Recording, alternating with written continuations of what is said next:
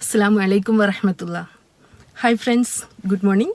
ഇന്ന് ഞാൻ വളരെയധികം സന്തോഷത്തോടു കൂടിയാണ് പോകുന്നത്. ഞങ്ങളുടെ ഗെറ്റ് ടുഗദറാണ്. ഞാൻ 10th പഠിക്കുമ്പോഴുള്ള ഗെറ്റ് ടുഗദറാണ്.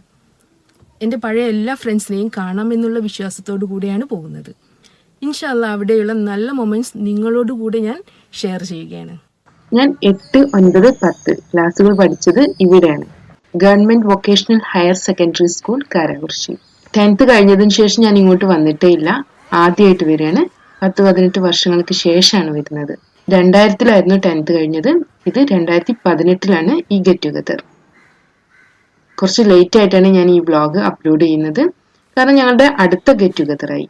അതുകൊണ്ട് തന്നെ കഴിഞ്ഞ വർഷം പങ്കെടുക്കാൻ കഴിയാത്തവർക്ക് ഒരു ഇൻസ്പിറേഷൻ കൂടി ആവട്ടെ എന്ന് വിചാരിച്ചാണ് ഈ വ്ളോഗ് ചെയ്യുന്നത്. ലൈഫിൽ ഒരുപാട് നല്ല നല്ല മൊമെന്റ്സ് ഉണ്ടായിട്ടുണ്ട് ഇവിടെ. ഞാൻ നേരത്തെ തന്നെ എത്തിയിട്ടുണ്ട്. അധിക പേരൊന്നും എത്തിയിട്ടില്ല. ക്ലാസ് ക്ലീനിങ്ങും ഡെക്കറേഷനും എല്ലാം നടന്നുകൊണ്ടിരിക്കുകയാണ്.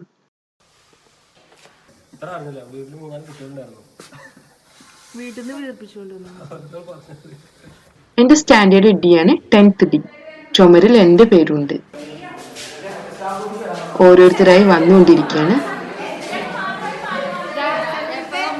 ഇനി ബാബുരാജിന്റെ വെൽക്കം സ്പീച്ചാണ്. എല്ലാവർക്കും നമസ്കാരം.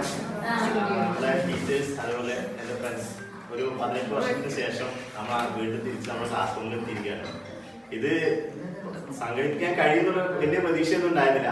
പക്ഷെ ഒരു ബാച്ച് ഇവിടെ നടന്നു എന്ന് പറഞ്ഞപ്പോൾ പിന്നെ അവിടെ നിന്ന് കിട്ടിയ മോട്ടിവേഷൻ, പിന്നെ രണ്ടുപേര് എൻ്റെ 2 സൈഡിൽ നിന്ന് പരമാവധി തള്ളി തന്നതാണ്. അതിന് നമ്മളിവിടെ വരെ എത്തി. ഇപ്പോൾ കുറച്ച് പേര് നമ്മുടെ നാട്ടിലില്ല. ചിലർക്ക് അവരുടെ തൊഴിൽ മറ്റു പ്രശ്നങ്ങൾ കാരണം ചിലർ എത്തിയിട്ടില്ല. എങ്കിലും എത്തിയ എല്ലാവരും ഉപയോഗിച്ച് നമുക്ക് നല്ല രീതിയിൽ കൊണ്ടുപോകാൻ വിചാരിക്കുന്നു. അതേപോലെ എല്ലാവർക്കും സ്വാഗതം ഒറ്റ വാക്കിൽ പറയുന്നു. പിന്നെ നമുക്ക് ആദ്യം ചെയ്യാനുള്ളൊരു കാര്യം, നമുക്ക് 2 വർഷത്തോളം നമുക്ക് സോഷ്യൽ സ്റ്റഡീസ് പഠിപ്പിച്ചിട്ട് നമ്മുടെ അബൂബക്കർ സാറ്, അതേപോലെ നമ്മുടെ ടീച്ചേഴ്സിന് ഇതേപോലെ തുല്യമായിട്ടുണ്ടായിരുന്ന നമ്മുടെ എക്സാം ടീച്ചർ, രണ്ടുപേരും ആ കാലത്തിൽ നമ്മളെ വിട്ട് പിരിഞ്ഞു പോയതാണ്. അപ്പോൾ അവരുടെ ഇതിൽ നമ്മുടെ അനുശോചനം നമുക്കൊരു ഇതായിട്ട് മൗനപ്രാർത്ഥനയായിട്ട് നമുക്ക് തുടങ്ങാം. ഇനി അടുത്തത് അറ്റൻഡൻസ് ആണ്. ഞങ്ങളുടെ ക്ലാസ് ടീച്ചർ ആയിട്ടുള്ള ഞങ്ങളുടെ സ്വന്തം ജോളി ടീച്ചറാണ് അറ്റൻഡൻസ് എടുക്കുന്നത്. ഇതിന്റെ കൂടെ തന്നെ ഓരോരുത്തരെ പരിചയപ്പെടുത്തുക കൂടെ ചെയ്യുന്നുണ്ട്. ഞാൻ ഫൗസിയ, ഹസ്ബൻഡ് ഫൈസൽ ബാബു, പർച്ചേസ് ഓഫീസറായിട്ട് അബുദാബിയിൽ വർക്ക് ചെയ്യുന്നു. ഞാൻ അവിടെ 6 വർഷമായിട്ട് ഞാൻ അവിടെ ആയിരുന്നു. ഞാനിപ്പോൾ ഒരു യൂട്യൂബറായിട്ടാണ് വർക്ക് ചെയ്യുന്നത്. എൻ്റെ ചാനൽ ഗരം മസാല കുക്കിംഗ് എന്ന ചാനലാണ്. എല്ലാവരും കാണണം, എന്നെ സപ്പോർട്ട് ചെയ്യണം.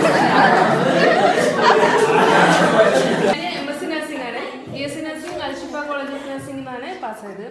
MSc nursing RVS college of nursing. അത് കഴിഞ്ഞിട്ടാണ് ഞാൻ എൻ്റെ പ്രൊഫഷനെ ഞാൻ എൻ്റെ പാഷനാക്കി മാറ്റി.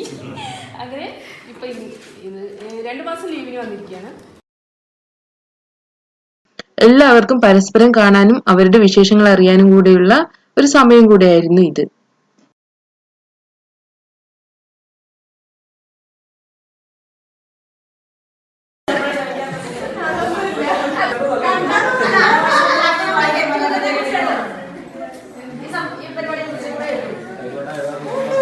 പിന്നെ ചിലത് ഇപ്പൊ നമ്മൾ പണ്ട് പറയുന്നു, പട്ടി ഉണ്ടാവുമ്പോൾ കല്ലുണ്ടാവില്ല, 2 ഒത്തു വന്നൊന്നും ശരിയായില്ല. ഇനിയിപ്പോ ചിലപ്പോ ഒരാഴ്ചക്കുള്ളിൽ ചിലപ്പോ പെടുമെന്ന് തോന്നുന്നു.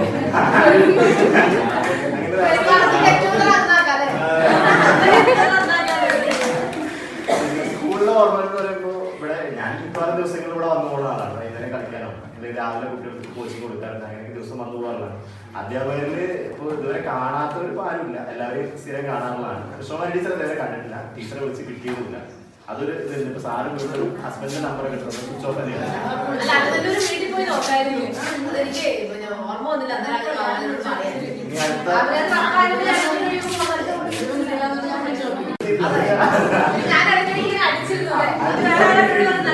വേറെ പിന്നെ ലീലാ ടീച്ചറാണ്. അതേപോലെ ടീച്ചറെ കാണുമ്പോ പെട്ടെന്ന് ഓർമ്മ എഴുതിക്കോ എന്നുള്ളതാണ്. അത് ടീച്ചർ റിട്ടയർഡ് ആയിട്ട് ആ മൊമെന്റോ ഞങ്ങൾ വീട്ടിൽ കൊണ്ടു കൊടുക്കുന്നത്. അതുവരെ വീട്ടിൽ പോകാൻ പേടിയുണ്ടായിരുന്നു. ആയി എന്ന് പറഞ്ഞതിന് ശേഷം ധൈര്യമായിട്ട് അവർ പോകപ്പെടുന്നു. പിന്നെ ടീച്ചറില്ലാത്ത ഞാൻ വീട്ടിൽ പോയിട്ടുണ്ട്. പേടി തന്നെയാണ്. അത് മാറ്റമൊന്നുമില്ല. ബാക്കി എല്ലാവരും അതേപോലെ പോകുന്നു. ശരി.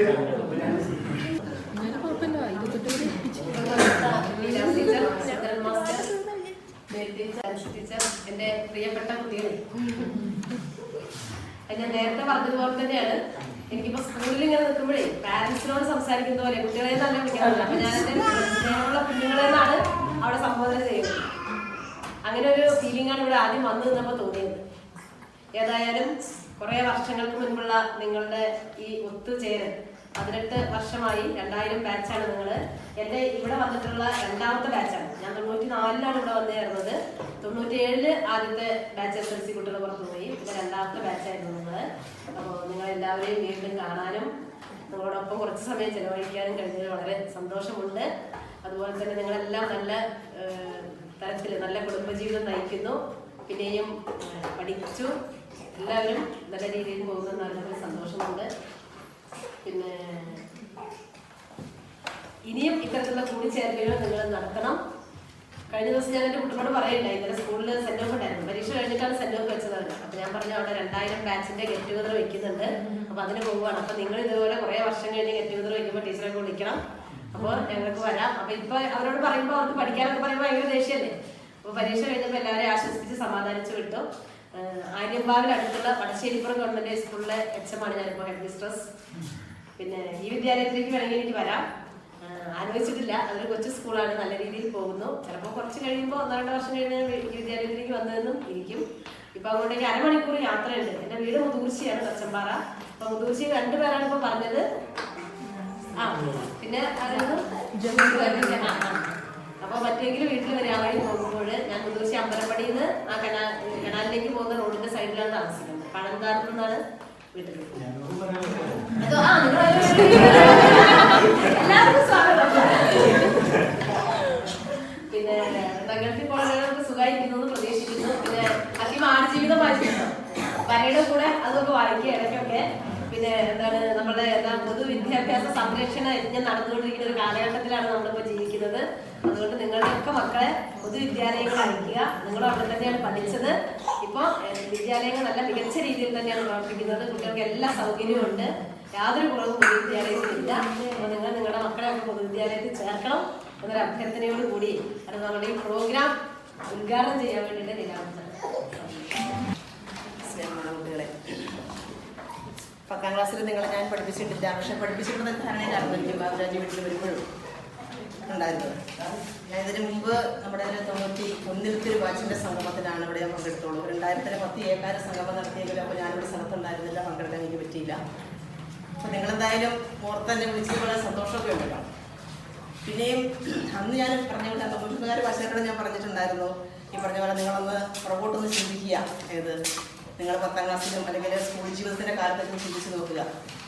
അന്നത്തെ ആ മനസ്സ് എങ്ങനെയായിരുന്നു എന്നുള്ളത് മാത്രം മാറ്റമുണ്ടല്ലേ. കാരണം അന്ന് നിങ്ങൾക്ക് ഞങ്ങളൊക്കെ പറയുന്നത് ഭയങ്കര പറഞ്ഞു പരത്തില്ലേ പഠിക്കുന്ന പറയുന്നത്. നമുക്കത് പറയാനല്ലേ അറിയാവുള്ളൂ, ഞങ്ങളുടെ ജീവിതം അതായിരുന്നല്ലോ. പക്ഷെ അത് പറയുമ്പോഴും ഉള്ളിൻ്റെ ഉള്ളിൽ എത്രമാത്രം സ്നേഹം ഉണ്ടായിരുന്നു എന്നുള്ളതാണ്.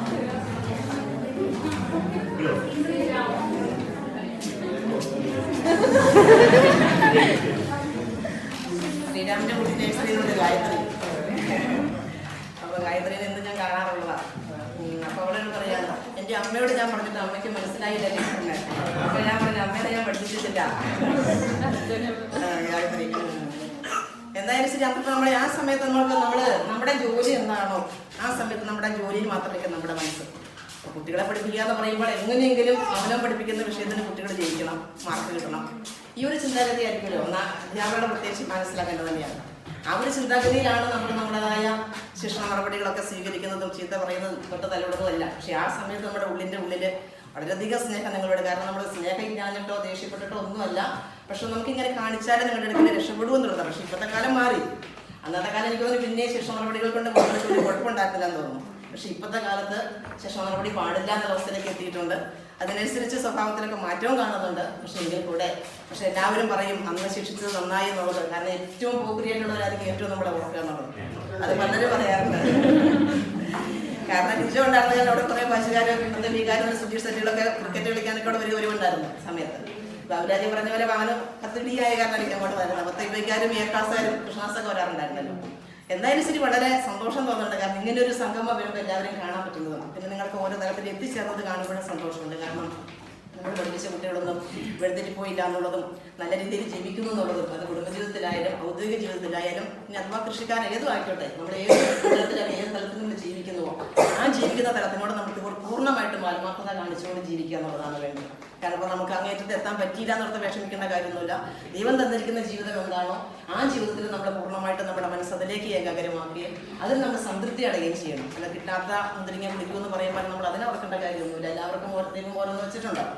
പക്ഷെ എന്തായാലും ആർക്കും ഒരു ബുദ്ധിമുട്ടില്ലാതെ ജീവിക്കാൻ സാധിക്കുന്നു. സാമ്പത്തികമായിട്ട് കുറച്ച് ഏറ്റക്കുറച്ചിൽ ഉണ്ടാകുന്നത് മാത്രമേ ഉള്ളൂ. അത് എപ്പോൾ വേണമെങ്കിലും തീർന്നു പോകുന്നതാണ്, എപ്പോൾ വേണമെങ്കിലും കയ്യിലേക്ക് എത്തിച്ചേരാവുന്ന സംഭവമാണ്. അതനുസരിച്ച് വിഷമിക്കേണ്ട കാര്യമൊന്നുമില്ല. പക്ഷെ കുടുംബജീവിതത്തിൽ പരസ്പരം അങ്ങോട്ടും ഇങ്ങോട്ടുള്ള ആ ഒരു മനസ്സിൻ്റെ പൊരുത്തവും കാര്യങ്ങളും അവിടെയാണ് നമ്മുടെ ഏറ്റവും സമാധാനം. കുടുംബത്തിൽ സമാധാനം ഉണ്ടാവണമല്ലോ. എന്നാലും നമ്മൾ ജീവിക്കുന്നതിന് ഒരു സന്തോഷം കിട്ടണമെന്നുണ്ടെങ്കിൽ കുടുംബത്തിൽ സമാധാനം വേണമെന്നുള്ളതാണ്. അത് മക്കളെന്നായാലും ഭർത്താവിനായാലും ഭാര്യയെന്നായാലും അതാണ് നമുക്ക് ലഭിക്കേണ്ട ഒരു കാര്യം. അതെല്ലാവർക്കും ഉണ്ടാകട്ടെ എന്നുള്ളതാണ് ആത്മാർത്ഥമായിട്ട് ഞങ്ങളൊക്കെ ഇപ്പോഴും പ്രാർത്ഥികൾ പഠിപ്പിച്ചിട്ട് ഏത് കുട്ടികളായാലും ആരായാലും അവർക്ക് നല്ലൊരു കുടുംബജീവിതവും നല്ലൊരു ജീവിത സാഹചര്യങ്ങളും ഉണ്ടാവട്ടെ എന്ന് ആത്മാർത്ഥമായിട്ട് പ്രാർത്ഥിക്കാറുണ്ട്. പിന്നെ പറഞ്ഞ പോലെ നമ്മൾ പറഞ്ഞ ഔദ്യോഗിക ജീവിതത്തിൽ നിന്നൊക്കെ ലഭിച്ചതിന് ശേഷം നമ്മൾ സ്വസ്ഥമായിട്ട് ഞാനിപ്പോൾ സ്വസ്ഥമായിട്ട് വീട്ടിലിരിക്കുന്നു. ലിജോയുടെ ഒരു കുട്ടിയുണ്ട് സമയം നോക്കാൻ വേണ്ടിയിട്ട്. അങ്ങനെ കൊണ്ടിരിക്കുന്ന ലിജോ ഇപ്പോൾ തൽക്കാലത്തേക്ക് ഒരു 3 മാസത്തെ വിസിറ്റിങ്ങിൽ പുറത്ത് പോയിട്ടുണ്ട്. അങ്ങനെ നിൽക്കുന്നു. ഞങ്ങളുടെ ഭാര്യയും കുട്ടിയായിട്ടാണ് ഇപ്പോൾ ഞാൻ ജീവിച്ചുകൊണ്ടിരിക്കുന്നത്.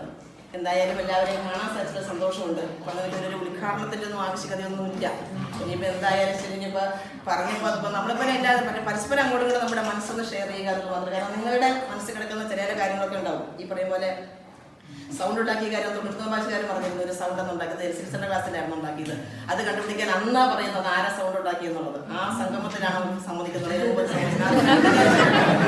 അത് വളരെ സാധുവായിട്ടുള്ള ഒരു ജോജോ ഉണ്ടായിരുന്ന ഒരു പറക്കാൻ അവനായിരുന്നു സൗണ്ട് ഉണ്ടാക്കിയത്. ആരും ഉദ്ദേശിച്ചിട്ടുണ്ടായിരുന്നില്ല. പക്ഷെ അന്ന് ആ സംഗമത്തിനകത്താണ് അവരത് സമ്മതിക്കുന്ന ഇവനായിരുന്നു അന്ന സൗണ്ട് ഉണ്ടാക്കിയെന്നുള്ളത്. അപ്പൊ അങ്ങനെ ചില മനസ്സിൽ ചില കിടപ്പുണ്ടാവും നിങ്ങളുടെ മനസ്സിലൊക്കെ. അങ്ങനെ കിടക്കുന്നൊക്കെ ഒന്ന് പുറത്ത് പറയുക. കാരണം അതൊക്കെ കഴിഞ്ഞു പോയി. അതൊക്കെ ആ പഠിക്കുന്ന കാലത്തുള്ള ചില ശേഷങ്ങളൊക്കെ തന്നെയേ ഉള്ളൂ. അങ്ങനെ തന്നെ ഇവിടെ കാണാറുള്ളൂ. പക്ഷേ എങ്കിൽ കൂടെ എല്ലാവരുടെ അനുഭവങ്ങൾ പറയുന്നത് നല്ലതാണ്. കാരണം പിന്നെ ഒരു അവസരമൊക്കെ നമ്മൾ ഇനി അന്ന് പറയാമായിരുന്നു പിന്നെ ചിന്തിക്കേണ്ട കാര്യമില്ലല്ലോ. അപ്പോൾ കിട്ടിയ സന്ദർഭത്തിൽ അതൊക്കെ പറയുക, എല്ലാവരും ഷെയർ ചെയ്യുക എന്നുള്ളതാണ്. എന്തായാലും എല്ലാവർക്കും ഇനിയും ഭാവിയിൽ നല്ലൊരു ഉയർച്ച ഉണ്ടാവട്ടെ എന്ന് ആത്മാർത്ഥമായിട്ട് ആഗ്രഹിക്കുകയും പ്രാർത്ഥിക്കുകയൊക്കെ ചെയ്യുന്നു. എല്ലാവരുടെയും സമൂഹത്തോട് കൂട്ടിയിട്ട് ചെറിയൊരു സംഗമം ഉദ്ഘാടനം ചെയ്തതായിട്ട്. അടുത്തതായി സംസാരിച്ചത് സുന്ദരൻ മാഷ. ഹിന്ദി അറിയില്ല, ഹിന്ദി എഴുതാനും വായിക്കാനും അറിയില്ല. ഹിന്ദി ടീച്ചറാണ് ഭയങ്കര ദേഷ്യമാണ്. അപ്പൊ ഈ കുട്ടി ടീച്ചർ തല്ലുന്നൊക്കെ കണ്ടപ്പോൾ പഠിത്തം നിർത്തി, 8-9 പഠിത്തം നിർത്തിയിട്ട് ആള് കള്ളവണ്ടി കയറി ബോംബെ കയറി. ബോംബെ കയറി അവിടെ ചായക്കച്ചവടം, ഇങ്ങനെ തീവണ്ടിയിലൊക്കെ ചായക്കച്ചവടമൊക്കെ ചെയ്ത് പിന്നെ ചെറിയ സ്വന്തമായ ഒരു കട വെച്ചു. സ്വന്തമായ കട വെച്ചിട്ട് കാശുണ്ടാക്കി, നല്ല മുതലേ. അങ്ങനെ ഒരു ദിവസം പഴയ പഠിച്ച സ്കൂളിൽ വരികയാണ് മാഷ്. അപ്പോൾ മാഷന്മാരൊക്കെ എല്ലാം കാണാമല്ലോ, പഠിപ്പിച്ചവരെ സന്തോഷം പങ്കുവയ്ക്കാൻ. അപ്പോൾ ഈ കുട്ടി ഹിന്ദി ടീച്ചർ കാരണമായിട്ടാണ് പഠിത്തം നിർത്തി പോയത്. അപ്പൊ ഇവർ വന്ന് എന്നെ പഠിപ്പിച്ച് ഹിന്ദി ടീച്ചർ എവിടെയാ ചോദിക്കുക. ടീച്ചറായിട്ട് മുങ്ങി നടക്കുക. എന്താ കാര്യം? അത് ബോംബെ പോയിട്ട് ഭയങ്കരമായിട്ട് ഹിന്ദി സംസാരിക്കുന്നു.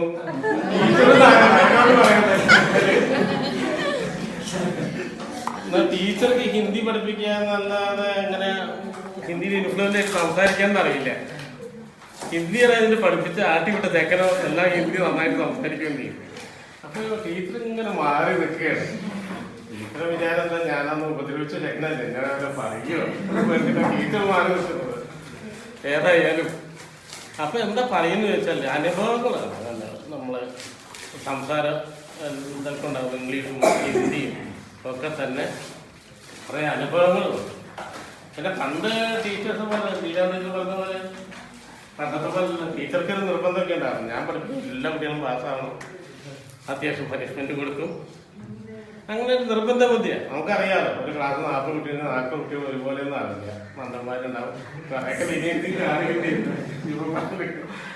അങ്ങനെ ടീച്ചർ നിർബന്ധ ബുദ്ധി TC കൊടുത്തു പോലെ പേരറിയില്ല. ടീച്ചർ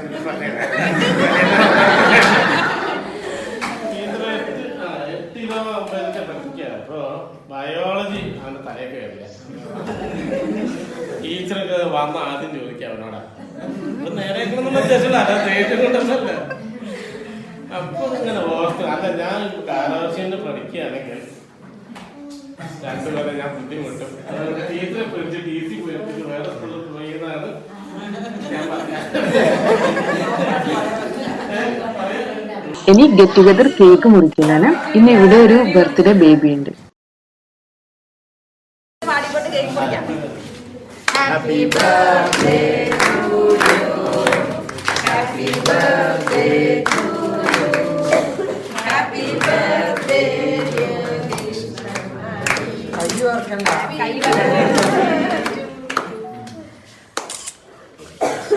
ആദ്യം നൽകാം അല്ലേ? അതെ.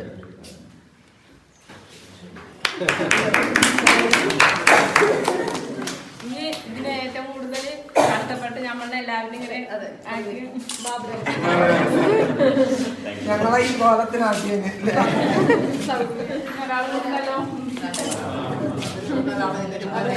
കറവശീറ്റന്റെ ഉള്ളത് കൊണ്ട് എല്ലാവർക്കും കൊടുക്കും. കഷ്ടപ്പെട്ട് ദൂരെ ഹക്കിയും ഹക്കിയും പറഞ്ഞല്ലേ ഞാൻ വിളിക്കാം. ടീച്ചർ കെട്ടി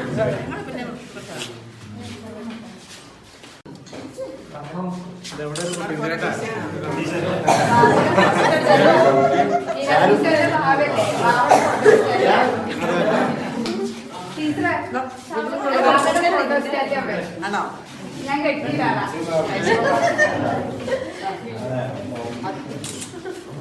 സാർ കെട്ടിവന്നിട്ട് വന്നത് സാർ ചെറിയ വിശ്വാസം കൊടുക്കില്ലേ?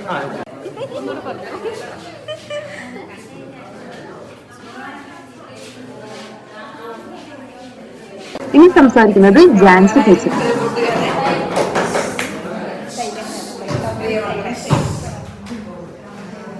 ബാബുരാജ് കഴിഞ്ഞ ദിവസം ഇങ്ങനെ നമ്മുടെ ഒരു പഴയ അലുമിനി നടത്തുന്നുണ്ട് അല്ലെങ്കിൽ ചേർന്നൊക്കെ പറഞ്ഞു കഴിഞ്ഞപ്പോൾ എനിക്ക് ആദ്യം ആ ബാബുരാജിനെ കൃത്യം ഓർമ്മ വന്നു. അവരുടെ അന്നത്തെ ആ ഓട്ടം തന്നെ എനിക്ക് ഓർമ്മ വന്നു. പക്ഷെ ഇത് രാവിലത്തേക്ക് ഞാൻ ഡയറിയിലൊക്കെ എഴുതി വെച്ച കലണ്ടറിലൊക്കെ എഴുതി വെച്ചു. പക്ഷെ മറന്നു ചോദ്യത്തിൽ വിളിച്ചത് കൊണ്ട് എന്തായാലും എത്തിച്ചു. ഒരു കാര്യം എനിക്ക് ഓർമ്മയിൽ ശ്രദ്ധിച്ചത് ഞാൻ ഇവിടെ വന്നിരുന്ന എല്ലാവരും പറഞ്ഞു നിർത്തിയത് ഞങ്ങൾ വളരെ സന്തോഷത്തോടുകൂടി ജീവിക്കുന്നു എന്നാണ്. അത് വളരെ സന്തോഷമാണ്. കേട്ടിട്ട് തന്നെ വളരെ സന്തോഷമുണ്ട്. ആർക്കും ബുദ്ധിമുട്ടാണ് അല്ലെങ്കിൽ അവനവരുടെ ആയിരിക്കുന്ന അവസ്ഥയിൽ എല്ലാവരും സന്തോഷത്തിൽ ജീവിക്കുന്നു. അത് വളരെ സന്തോഷകരമായ ഒരു കാര്യമായിട്ട് ഞങ്ങൾക്ക് തോന്നിയിട്ടുണ്ട്. നമ്മൾ എവിടെയായിരുന്നാലും നമ്മൾ സന്തോഷത്തോടുകൂടി അന്നത്തെ സന്തോഷം ഞങ്ങൾ ആഗ്രഹിച്ചത് മാത്രമാണ്. അന്ന് ചിലപ്പോൾ ഈ പറഞ്ഞതുപോലെ അടിയൊക്കെ കിട്ടി ഓർമ്മയുണ്ടെന്ന് പറഞ്ഞ് ഞാനൊക്കെ എന്നാൽ അടിവേരിയായിരുന്നു എനിക്ക് നല്ലവരെയാണ്. കാരണം അന്നത്തെ ഞങ്ങൾ ടീച്ചേഴ്സിൻ്റെ ഒരു മെന്റാലിറ്റി നമ്മൾ പഠിപ്പിക്കുന്ന വിഷയം പഠിച്ചേ തീരുള്ളൂ. അവരത് പഠിച്ചു തരാൻ ഏറ്റവും മാക്സിമം മാർക്ക് മേടിക്കണം എന്നുള്ള ചിന്തയാണ്. അത് അങ്ങേറ്റൊന്നും മേടിക്കുന്നില്ലാന്ന് പിന്നെ പിന്നെ തോന്നി തുടങ്ങിയിട്ടുണ്ട്. കാരണം ആദ്യം കുറച്ചേ കഴിഞ്ഞിരുന്നപ്പോൾ നല്ല പറയായിരുന്നു അന്ന് ഇവരെ പഠിപ്പിച്ച മാനസികാവസ്ഥയല്ല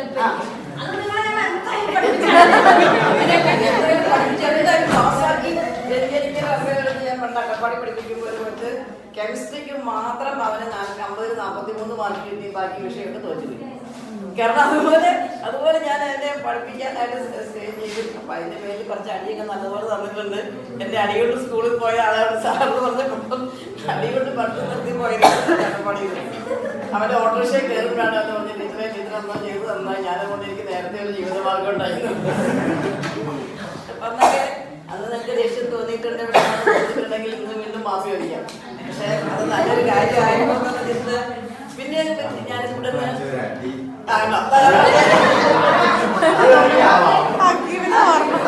കൊടുക്കുന്നത് കിട്ടുന്നത്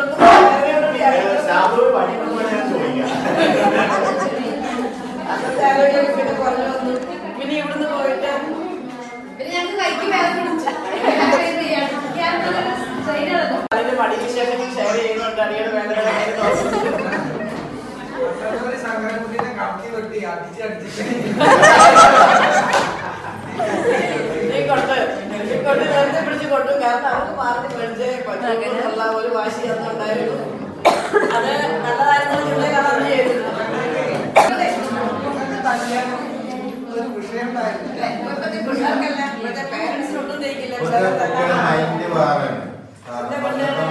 ആ വീട്ടിൽ ബുദ്ധിമുട്ടൊന്നും ഇല്ലല്ലോ. ഒന്നും പറയുന്നില്ലല്ലോ. ഈ തല്ല് കെട്ടിയ പിള്ളേർക്കല്ല പഠിക്കാൻ അല്ലെങ്കിൽ എനിക്ക് പഠിക്കാൻ പറ്റിയില്ല, ഞാൻ +2 കഴിഞ്ഞപ്പോൾ നേരത്തെ കെട്ടിച്ചു വിട്ടു അല്ലെങ്കിൽ അങ്ങനെ പോയി എന്നൊക്കെ പറയുന്നവർക്ക് ഒരു ഇൻസ്പിറേഷൻ മോട്ടിവേഷൻ കിട്ടുന്ന ഒരു വാർത്തകൾ പറയാറുണ്ട്. 55-ാം വയസ്സിൽ പഠിച്ച് പരീക്ഷ എഴുതി. 55-ാം വയസ്സിൽ പരീക്ഷ എഴുതിയാൽ പാസ്സായി കഴിഞ്ഞു. ഇപ്പോ 57-ാം വയസ്സിലെ അടുത്ത പരീക്ഷയ്ക്ക് final year exam MSW final year exam എഴുതിക്കൊണ്ടിരിക്കുകയാണ്. അടുത്ത മാസങ്ങളിൽ പരീക്ഷ. ഞാൻ ഇപ്പോഴും ഒരു സ്റ്റുഡന്റ് ആണ്. ഞാൻ ഇവിടെ ഹൈസ്കൂളിൽ പഠിക്കുമ്പോൾ തന്നെ 3 PG എടുത്തു. അതൊക്കെ നമുക്ക് വേണമെന്നുണ്ടെങ്കിൽ നമുക്ക് ബോധ്യമുണ്ടെന്നുണ്ടെങ്കിൽ നമുക്ക് ഏത് പ്രായത്തിലും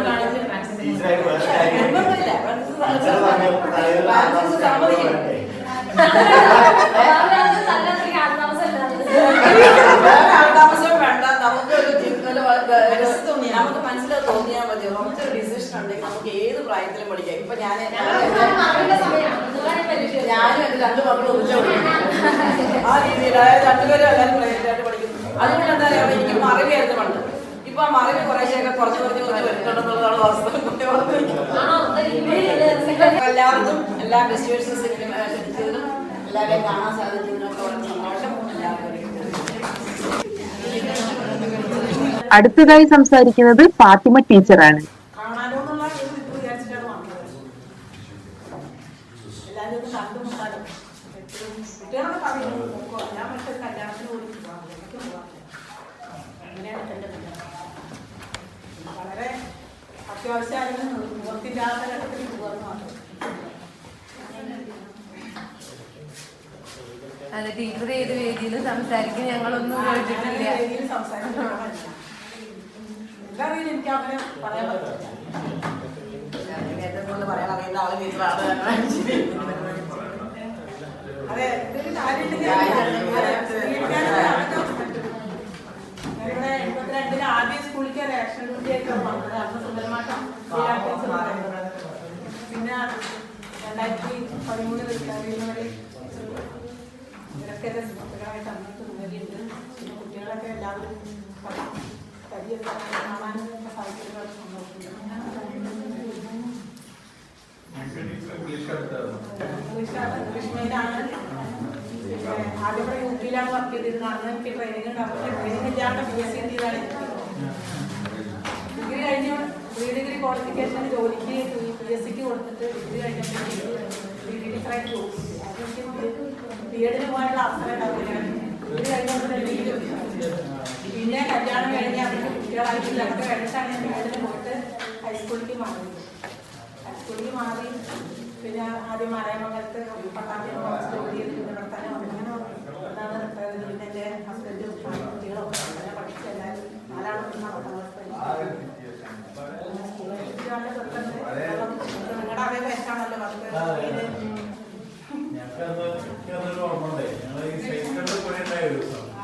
അപ്പോ സൈക്കിളിൽ പോയിട്ട് മുട്ടിൽ വലിയ പോയി കാലിൽ വീടൊക്കെ അപ്പൊ ജോലി ടീച്ചർ എന്ത് പറഞ്ഞാലും ഫാത്തിമ ടീച്ചർക്ക് വന്ന് പറഞ്ഞിട്ടാണ് വിട്ടത്. ചെറിയ മുറിയല്ലേ വീട്ടിൽ പോകാൻ. എന്തെങ്കിലും കാരണം പറഞ്ഞ കുട്ടിക്ക് വീട്ടിൽ പോകുന്ന സ്വഭാവങ്ങളുണ്ട്. ഫാത്തിമ ടീച്ചർ ഇംഗ്ലീഷ് എടുക്കുന്ന സമയത്ത് ടീച്ചർ ഏതൊരു വേർഡിന്റെ അർത്ഥം പറഞ്ഞു. ഏതാണെന്ന് എനിക്ക് ഓർമ്മയില്ല. പ്രവീണാണ് സൈഡിൽ. പൊതുവെ ഞാനും പ്രവീൺ എപ്പോഴും വർത്തമാനം പറഞ്ഞിരിക്കും. അതിന് മിക്കവാറും അങ്ങോട്ടും ഇങ്ങോട്ടും മാറ്റിയിട്ടുള്ളതാണ്. അപ്പോൾ പ്രവീൺ എന്താ ടീച്ചർ പറഞ്ഞതെന്ന് ചോദിച്ചു. അപ്പൊ ഞാൻ എഴുതിയത് ഞാൻ പറഞ്ഞു. അപ്പൊ ടീച്ചർ അത് കണ്ടു. ടീച്ചർ ചോദിച്ചു എന്തിനൊക്കെ സംസാരിച്ചതല്ല ഇത് പറഞ്ഞാണ്. ടീച്ചറിന്റെ ആ വിശ്വസിച്ചില്ല. എന്നിട്ട് ആ 2 വാക്കിന്റെ അർത്ഥം വിശ്വസിക്കുമ്പോൾ അങ്ങനെ 2 പേരുണ്ട്. ടീച്ചർ പറഞ്ഞ പോലെ കുട്ടികളെല്ലാവരും നന്നായി പഠിക്കണം, എല്ലാവരും നല്ല മാർക്ക് വാങ്ങണം. അങ്ങനെയായിരുന്നു എൻ്റെ ആഗ്രഹം. പിന്നെ ഞാൻ കുറച്ച് സ്ട്രിക്റ്റ് ആയിരുന്നു, കാരണം ഞാൻ ഗവൺമെന്റ് പഠിച്ചതാണ്. അങ്ങനെ ആ ഒരു ഇതിലായി ഗവൺമെന്റ്. അപ്പൊ എനിക്ക് എന്താ വെച്ചാൽ എല്ലാവരും നല്ലോണം പഠിക്കണം, വളരെ സ്ട്രിക്റ്റ് ആവണം, അങ്ങനെയൊക്കെ ആയിരുന്നു. പിന്നീടാണ് എനിക്ക് മനസ്സിലായി സർക്കാർ സ്കൂളിൽ അങ്ങനെയൊക്കെ നടക്കുന്നത്.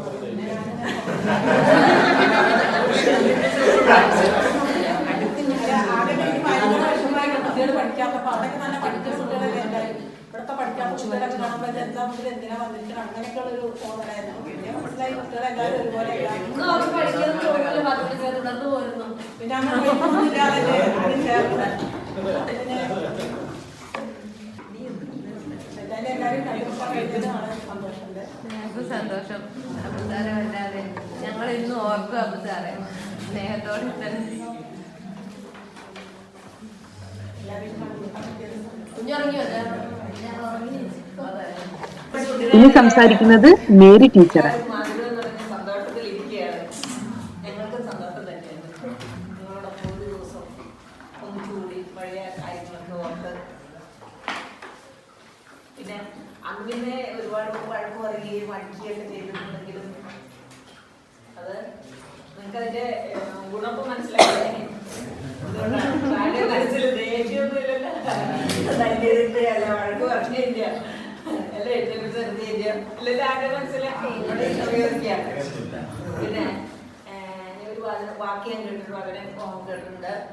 മക്കളെ ശിക്ഷിക്കുന്ന അപ്പനമ്മമാർ ആരാന്നറിയോ? മക്കളെ സ്നേഹിക്കുന്നു പറഞ്ഞാല് ഇവരെ ശിക്ഷിച്ച് ശാസിച്ച് നല്ല രീതിയിൽ നല്ല സ്വഭാവം അവർക്ക് കൊടുത്തില്ലെങ്കിൽ നാട്ടുകാർ വരുന്നു.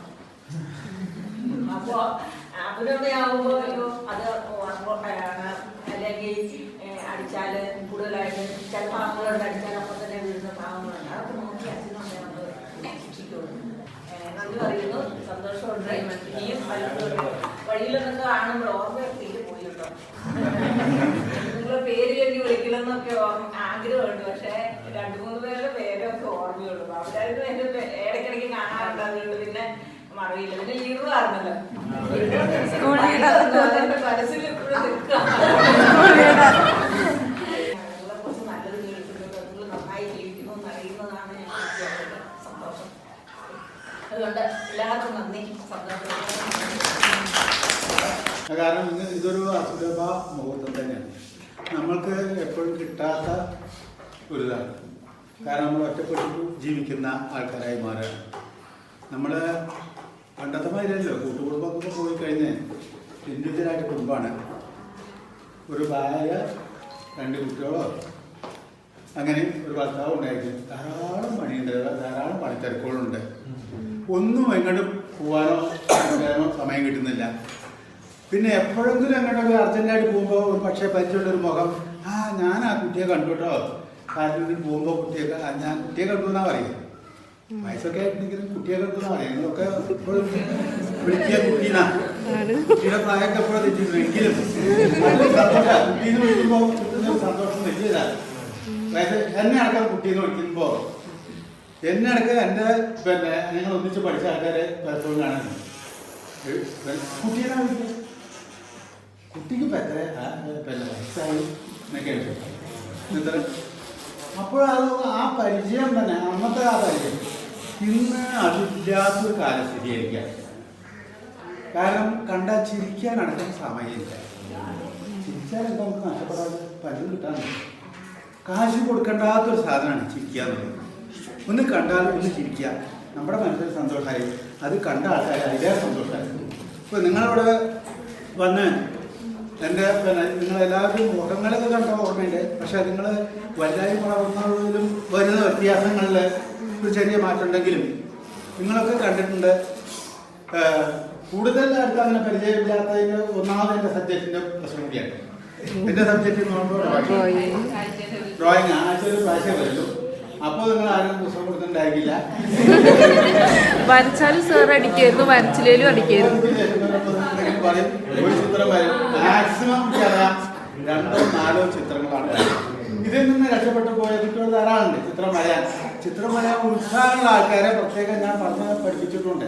അങ്ങനത്തെ ആൾക്കാരെ ഇത് കാണുമ്പോൾ എന്നോട് വളരെയധികം സന്തോഷം പറയാറുണ്ട്. അത് കേൾക്കുമ്പോൾ എനിക്ക് ആ സന്തോഷമുണ്ട്. കാരണം അന്ന് നിർബന്ധമല്ല, PT നിർബന്ധമല്ല. PTക്ക് വിടുക എന്ന് പറഞ്ഞാൽ സന്തോഷമാണ്, മാഷോടുള്ള സന്തോഷമല്ല. പുറത്തൊന്ന് പോവാ. അപ്പോൾ ചിലപ്പോൾ ചില കുട്ടികളെന്ന് പറയാറ് പന്ത് തരും. പ്രത്യേകിച്ച് എന്നോട് വന്നിട്ടാ ചോദിക്കാം, പന്തൊന്നും ഇട്ടോട്ടെ. മാഷ അങ്ങ് കളിപ്പിക്കാൻ വിടുകയാണ് വെച്ചാലേ മാഷും പോകണം. ഞാനെന്ത് ചെയ്യും, അതൊക്കെ ഞാൻ നോക്കിക്കൊണ്ട് നിന്ന നിലപാടിൽ പങ്കു. എപ്പോഴും എനിക്കത് ഇപ്പോഴും ധാരാളം ഓർമ്മയുണ്ട്. ഒരു പ്രാവശ്യം ഒരു കുട്ടി കണ്ടിട്ട് 2-3 കൊല്ലം മുമ്പേ പെൺകുട്ടി വന്ന് കണ്ടിട്ട്, അപ്പോൾ സ്പോർട്സിനും ഇതിനൊക്കെ പങ്കെടുത്തിട്ടുണ്ട്. അതിനും ഞാൻ തന്നെ ആയിരുന്നു പ്രധാനമായിട്ട് ഒരു കർമ്മിയായിട്ട് നിന്നായിരുന്നു. അപ്പോൾ ആ കുട്ടി മാഷേ അവിടെ പഠിപ്പിക്കുമ്പോൾ PT മാഷായിരുന്നോ അതോ ഡ്രോയിങ് മാഷായിരുന്നു? അപ്പോൾ അത് കേട്ടപ്പോൾ സന്തോഷമായി. അപ്പോൾ ഞാൻ ഞാൻ പറയുന്നത് വേറൊന്നുമല്ല, ഇങ്ങനെ ഒരു സന്തോഷം പങ്കിടാൻ ഒരു കൊല്ലത്തിൽ ഒരു ചെറിയ നേരം തന്നെ കുറച്ച് ചെറിയൊരു നേരം നമ്മൾ ചെലവിടുമ്പോൾ അപ്പോൾ മാത്രമേ നമുക്ക് ഒരു സാമൂഹ്യ ജീവിയാവാൻ പറ്റൂ. മനുഷ്യൻ സാമൂഹ്യ ജീവി തന്നെയാണ്. സമൂഹത്തിൽ ഉൾപ്പെട്ട് അതിൻ്റെ പ്രശ്നങ്ങളും പരിഹാരങ്ങളൊക്കെ കണ്ട് പരസ്പരം ചെയ്യേണ്ട ആൾക്കാരാണ്.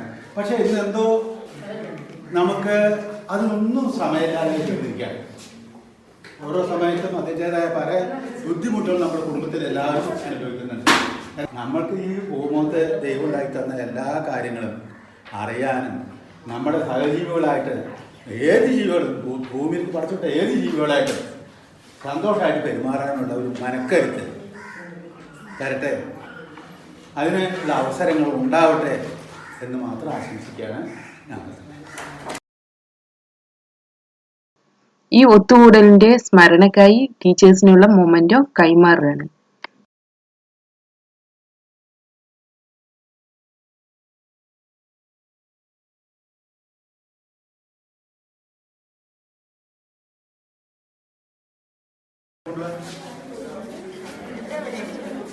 ഇനി എല്ലാവരും കൂടെ ഫോട്ടോ എടുക്കുകയാണ്, എന്നും ഓർത്തു വെക്കാൻ വേണ്ടി.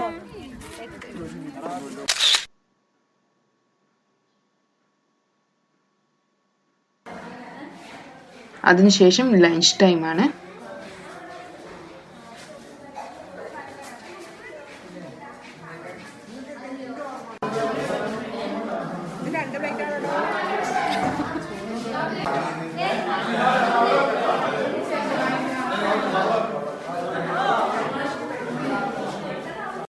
അപ്പൊ ശരിടാ, ഞാൻ ഇവിടെ ഇവരെല്ലാരും ഇത്ര നന്നാകുമെന്ന് ഞാൻ വിചാരിച്ചില്ല.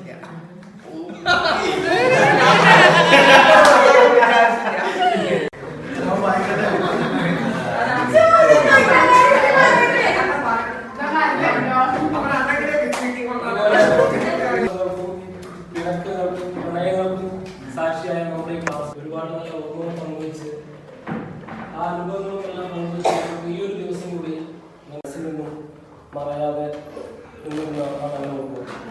യൂണിഫോം ഓരോ ബാഗും നോക്കി സ്കൂൾ പടികൾ കയറി വന്നിരുന്ന ആ നല്ല നാളുകൾ. സ്കൂൾ പടികൾ കയറി ക്ലാസ്സിലേക്ക് വരുമ്പോൾ എല്ലാവരും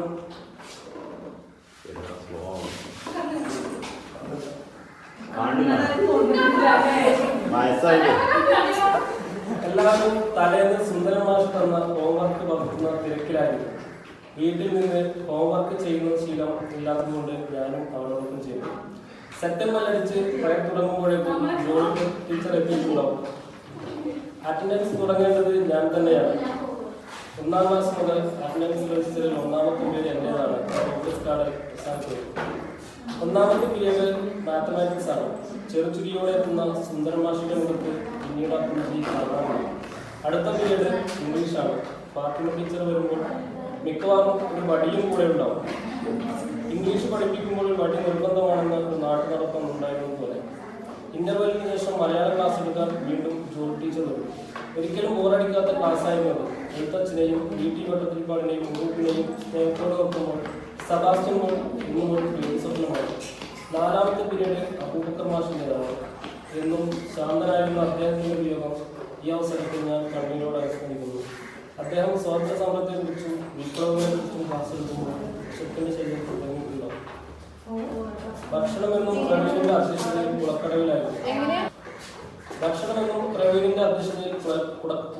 കുളക്കടവിലായിരുന്നു.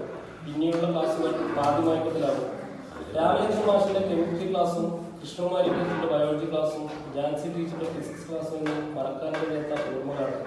എത്ര പഠിച്ചാലും ടീച്ചർ ചോദിക്കുമ്പോൾ മറന്നുപോകുന്ന ഉത്തരങ്ങളും ഒരിക്കലും പറയാൻ കഴിയാത്ത ചില ചോദ്യങ്ങളും ഒരിക്കലും മറക്കാൻ കഴിയാത്ത ചില ചോദ്യങ്ങളും ഉത്തരങ്ങളും ഇന്നും മറക്കാൻ കഴിയാത്ത ഓർമ്മകളാണ്.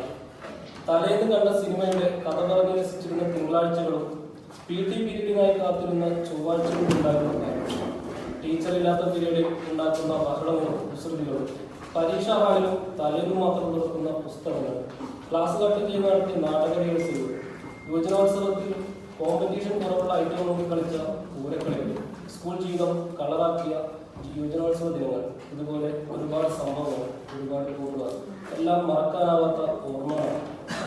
തുറന്നു പറയാൻ കഴിയാത്ത ആദ്യ പ്രണയവും തുടരാൻ കഴിയാത്ത നിഷ്കളങ്ക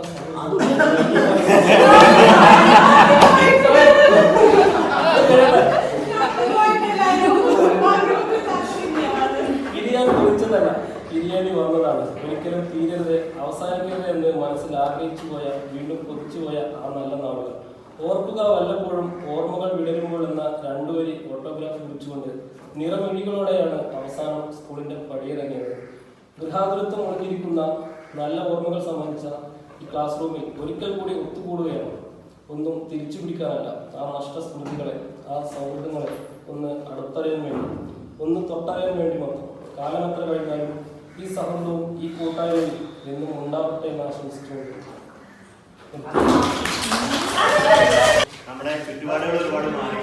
അതിനേക്കാളപ്പുറം നമ്മുടെ സ്കൂളും മാറി. നമുക്ക് നമ്മൾ ആ സമയത്ത് അന്ന് നമ്മൾ ഇവിടെ നോക്കി നമുക്ക് അവിടെ സ്റ്റേജ് ഉണ്ടായിരുന്നു. ഇന്നിപ്പോൾ ഒന്നുമില്ല, എല്ലാം ഇതും മാറി. ഒരുപാട് കെട്ടിടങ്ങൾ വന്നു. സ്കൂളിന്റെ റിസൾട്ടിൽ മറ്റു കാര്യങ്ങളിൽ എല്ലാം ഒരുപാട് മാറ്റം വന്നു.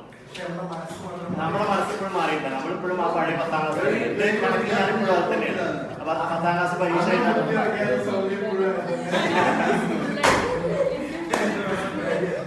അതുപോലെ നമ്മള് വരണമെന്ന് ആഗ്രഹിച്ച് വരാൻ പറ്റാത്ത ആളുകൾക്ക് എത്ര ആള് വീഡിയോ എടുത്തിട്ടുണ്ടോ അങ്ങനെയൊക്കെ സംഭവങ്ങളൊക്കെ ഉണ്ടെങ്കിൽ എല്ലാവർക്കും എത്തിക്കാം. ഇനി അടുത്ത് ഒരു കൂടിക്കാഴ്ച വരെ എല്ലാവർക്കും വണക്കം. വീണ്ടും ഒത്തുകൂടാമെന്ന പ്രതീക്ഷയോടെ ഞങ്ങൾ സ്കൂളിനോട് വിട പറയുകയാണ്.